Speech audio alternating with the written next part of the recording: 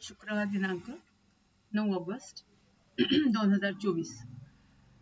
सॅन्क्टम नावाचा सिनेमा बघितला. True स्टोरीवर based आहे.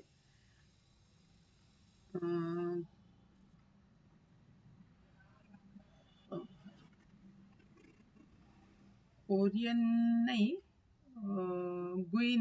गुनिया कंट्रीमध्ये झालेली घटना आहे. एक नॅशनल जिओग्राफिकचा माणूस असतो, म्हणजे त्याच्याकरता काम करत असतो, फिल्म बनवत असतो तो. आणि तो मग असे सगळ्या रेअर गोष्टी, म्हणजे जंगल असू दे, समुद्र असू दे, केव्ज असू दे, यांना एक्सप्लोअर करत असतो सगळ्यांना. तर अशाच याच्यात त्याला एका जंगलामध्ये एक मोठं वेल सारखं, विहिरीसारखं मोठंच्या मोठं एक विवर असं सापडतं. आणि त्या विवर वरून बघितलं तर काहीच नाही, आणि मग त्या विवरात आत त्याची डेप्थ तर खूपच असते. आणि त्याच्यात आत उतरल्यावर केव्ज असतात, म्हणजे ते पूर्ण गुहा असते आत. आणि त्याच्यात पाणी वाहत असतं. काही नदीचं पाणी असतं, काही झरे इकडनं तिकडनं पडत असतात. आणि ते कुठे जाऊन मिळतात, ते स्टोन काय आहेत, काय ते, हे सगळं त्याला एक्सपिडिशन करायचं असतं. आणि त्याचं म्हणजे फोटोग्राफी. तर त्यांनी तिथल्याच काही लोकल माणसांना आणि ज्यांनी म्हणजे जे याच्यातले एक्सपर्ट आहेत त्यांना अपॉइंट केलेलं असतं. आणि तो आपल्या गर्लफ्रेंडला घेऊन तिथे येतो दाखवायला की काय मी काम करतो किंवा काय करायचं असतं.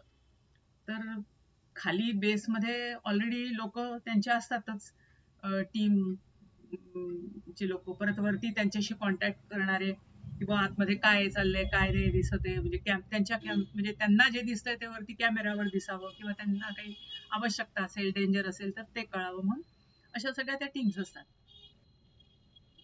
मग हे लोक पोचतात. तर यांच्या बरोबर तो जो खाली टीम लीडर असतो त्याचा मुलगा असतो, जोश म्हणून. पण त्याला आपले वडील बिलकुल आवडत नसतात. त्याला असं वाटत असतं वडील खूप रिस्की काम करतात आणि लोकांचा जीव धोक्यात घालतात, आणि आपल्या फॅमिलीकडे म्हणजे त्याच्याकडे स्वतःकडे काही लक्ष देत नाही वगैरे वगैरे, असं त्याचं म्हणणं असतं.